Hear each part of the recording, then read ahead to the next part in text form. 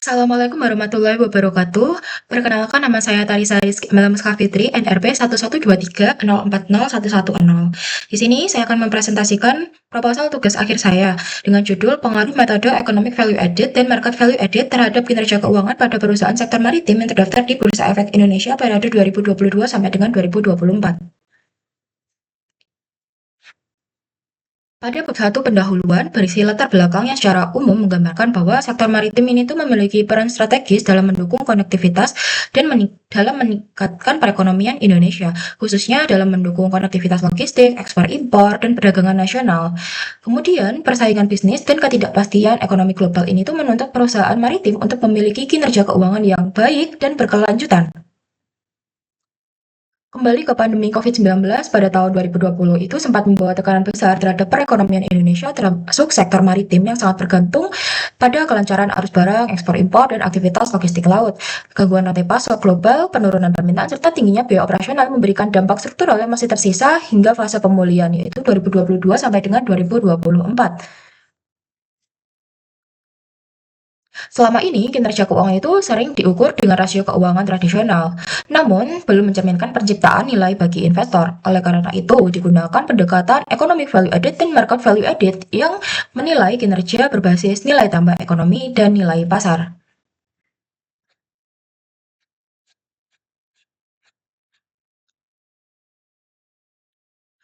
Rumusan masalah. Dari latar belakang di atas, terdapat rumusan masalah yang akan dibahas pada penelitian ini sebagai berikut. Yang pertama, bagaimana economic value added itu berpengaruh terhadap kinerja keuangan perusahaan sektor maritim di BEI periode 2022 sampai dengan 2024. Yang kedua, bagaimana nilai market value added pada perusahaan sektor maritim yang terdaftar di BEI selama periode 2022 sampai dengan 2024. Yang ketiga, mengapa kinerja pelabuhan di Indonesia sangat berdampak pada potensi maritim dunia. Masuk di bab 2 yang membahas tinjauan pustaka. Yang pertama ada kinerja keuangan.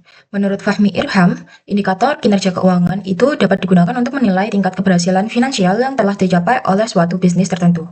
Dalam pelaksanaan operasi akuntansi yang efisien, indikator ini dikembangkan dengan maksud untuk membantu perusahaan dalam mendapatkan apresiasi yang lebih baik atas pentingnya kepatuhan yang ketat terhadap peraturan yang berlaku.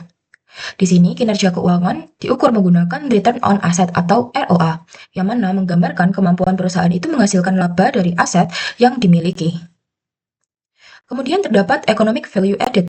Economic value added dari sebuah korporasi adalah nilai yang dibuat manajemen untuk investor perusahaan tersebut selama 1 tahun.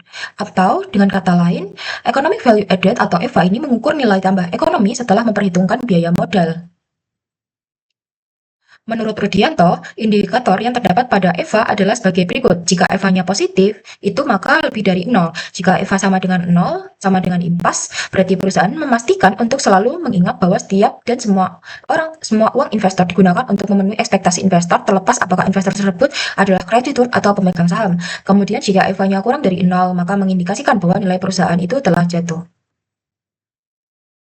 Selanjutnya ada market value added. Market value added itu adalah selisih antara harga buku dengan harga pasar. Yang mana intinya adalah market value added ini tuh mengukur nilai tambah pasar berdasarkan persepsi investor terhadap perusahaan. Menurut Octaviani dan Husaini, penelitian kinerja dari hasil pengukuran FVA yaitu jika FVA-nya lebih dari 0 atau bernilai positif, berarti perusahaan itu berhasil meningkatkan nilai modal yang telah diinvestasikan oleh penyandang dana. Jika FVA-nya sama dengan 0, maka perusahaan berada di titik impas, di mana perusahaan tidak ada penambahan atau pengurangan nilai modal penyandangan dana dari penyandang dana. Jika MVA-nya kurang dari 0 atau negatif, berarti perusahaan tidak berhasil meningkatkan nilai modal yang telah diinvestasikan oleh penyandang dana. Di sini terdapat penelitian terdahulu dengan judul penelitian yang kurang lebih sama. Terdapat 5 penelitian dengan variabel dan metode penelitian sebagai berikut, dan hasil penelitiannya sebagai berikut. Selanjutnya yaitu bab 3 berisi metodologi penelitian dengan alur penelitian itu sebagai berikut. Dapat dilihat ya seperti ini, data sekundernya adalah laporan keuangan dan juga laporan tahunan. Jenis penelitian ini tuh adalah penelitian asosiatif di mana pendekatan kuantitatif yang bersifat kausal dan menggambarkan sebab akibat. Kemudian di sini terdapat variabel Di sini variabel independennya yang X1 itu adalah MVA, kemudian X2-nya di sini tuh ada EVA, kemudian di sini variabel dependen atau terikat adalah kinerja keuangan yang diukur menggunakan return on asset. Selanjutnya kerangka berpikirnya seperti ini, MP. Jadi pengaruh MVA X1 sebagai X1 terhadap kinerja keuangan itu merupakan hipotesis 1 dan pengaruh EVA terhadap kinerja keuangan itu merupakan hipotesis 2. Yang mana pengaruh pengungkapan MVA X1 terhadap kinerja keuangan ya suatu negara berdasarkan uraian tersebut itu dapat dirumuskan hipotesis penelitian sebagai berikut. Dalam signaling teori, nilai MVA yang tinggi itu menjadi sinyal positif bagi investor. Jadi signaling teori ini tuh menurut Brigham dan juga Houston, yang mana didapatkan bahwa berdasarkan uraian tersebut, maka dirumuskan hipotesisnya itu sebagai berikut. Hipotesis 1 yang mana market value added itu berpengaruh positif terhadap kinerja keuangan. Selanjutnya yang B, yaitu pengaruh pengungkapan EVA sebagai X2 terhadap pendapatan ekonomi suatu negara. Di sini menurut agensi teori yang dikemukakan oleh Johnson McLean 1976, didapatkan bahwa berdasarkan uraian tersebut itu dirumuskan hipotesisnya economic value added itu berpengaruh positif terhadap kinerja keuangan. Next di sini ada jenis dan sumber data. Jenis data yang digunakan dalam penelitian ini itu adalah data sekunder dengan data-data tersebut itu antara lain itu mengenai gambaran umum atau profil perusahaan yang terdaftar di IDX milik BEI serta website masing-masing perusahaan. Jadi jika kita bisa lihat di sini, tadi kan kita terdapat populasi penelitian yang mana perusahaan sektor infrastruktur, energi dan sebagainya tadi itu kan yang ada di Bursa Efek Indonesia itu termasuk dalam populasi penelitian ini itu terdapat 168 perusahaan. Selanjutnya berdasarkan sampel penelitian di sini, sampel penelitian ini tuh ditentukan dengan menggunakan teknik purposive sampling, di mana teknik pengambilan sampelnya itu kan berdasarkan kriteria tertentu.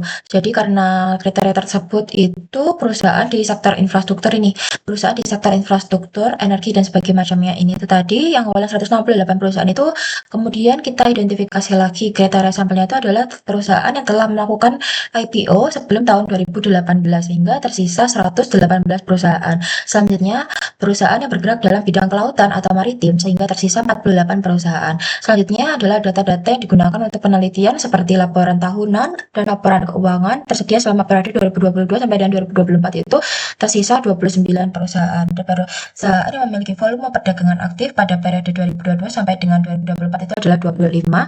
Selanjutnya, perusahaan yang memiliki nilai laba sebelum nilai pajak positif pada periode 2017 sampai dengan 2022 itu adalah 13. Sehingga adalah 13 perusahaan. Dengan demikian itu jumlah sampel yang digunakan dalam penelitian ini itu adalah 13 perusahaan dengan periode penelitian itu selama 3 tahun sehingga total observasi yang digunakan dalam analisis adalah 39. Kita masuk ke bab 4 yang mana sudah dianalisis dan pembahasan. Jadi pengaruh MVA terhadap kinerja keuangan di sini. Berikut ini merupakan pembahasan mengenai hasil uji hipotesis pada analisis regresi linear berganda. Jadi didapatkan dari tabel tersebut menunjukkan bahwa variabel MVA ini memiliki nilai unstandardized coefficient sebesar 0,004 dengan nilai dihitungnya itu adalah 5,511 dan tingkat signifikansinya itu adalah 0,000 sekian. Kemudian nilai signifikansi MVA tersebut itu ternyata lebih kecil dari tingkat signifikansi yang telah ditetapkan yang mana 0,05 atau dapat ditulis sedemikian. Dan demikian dapat disimpulkan bahwa MVA itu berpengaruh positif dan signifikan terhadap kinerja keuangan. Jadi berdasarkan 13 perusahaan sampel yang digunakan dalam penelitian ini dan data yang bersumber dari laporan keuangan perusahaan periode 2022 sampai dengan 2024 sebagai berikut.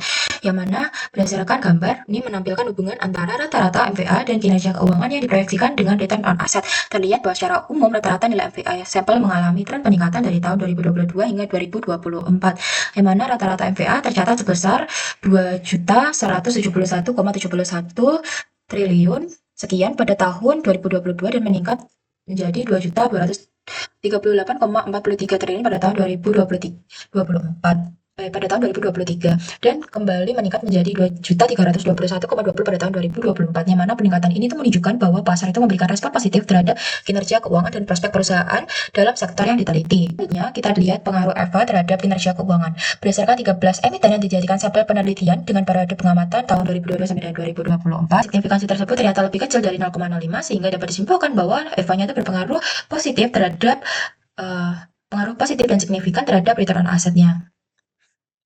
Ini berdasarkan 13 perusahaan sampel yang digunakan pada penelitian ini, data yang bersumber dari laporan keuangan pada periode 2022 sampai dengan 2024 sebagai berikut, yang mana dapat dilihat dari grafik di sini rata-rata EVA dan ROA rata-ratanya tercatat 100,5,02 pada periode awal pengamatan dan meningkat menjadi 111 pada periode berikutnya dan kembali meningkat pada 118,10 pada periode akhir.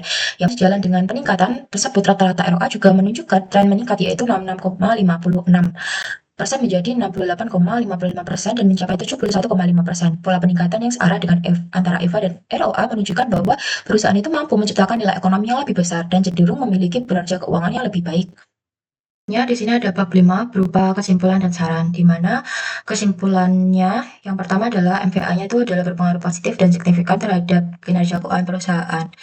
Oleh karena itu, semakin tinggi MVA-nya, maka semakin baik kinerja keuangan perusahaan. Kemudian ada EVA-nya yang mana berpengaruh positif dan signifikan terhadap kinerja keuangan perusahaan juga, yang mana secara keseluruhan dari hasil penelitian ini menunjukkan bahwa MVA dan EVA-nya tuh MVA dan EVA sama-sama berperan penting dalam menjelaskan kinerja keuangan perusahaan dari perspektif yang berbeda. EVA mencerminkan penciptaan nilai perusahaan dari sisi internal berdasarkan kinerja operasional dan biaya modal, sedangkan MVA itu mencerminkan penilaian eksternal pasar terhadap nilai dan prospek perusahaan. Jadi kedua indikator tersebut itu secara bersamaan itu memberikan gambaran kinerja keuangan yang perusahaan lebih komprehensif. Kemudian saran dari penelitian ini yang pertama, bagi perusahaan disarankan untuk meningkatkan efektivitas pengelolaan aset dan biaya modal guna mendorong peningkatan nilai EVA secara berkelanjutan. Yang kedua, bagi investor disarankan untuk tidak hanya menggunakan indikator kinerja keuangan berbasis laba akuntansi dalam pengambilan keputusan investasi. Yang ketiga adalah bagi peneliti selanjutnya disarankan untuk menambahkan variabel lain yang berpotensi memengaruhi kinerja keuangan perusahaan seperti struktur modal, profitabilitas, resiko bisnis, dan kebijakan dividen. Baik, terima kasih Bu Devina selaku pengempu mata kuliah metodologi penelitian. Mohon maaf jika terdapat banyak salah kata dan juga salah pengetikan. Sekian dari saya. Wassalamualaikum warahmatullahi wabarakatuh.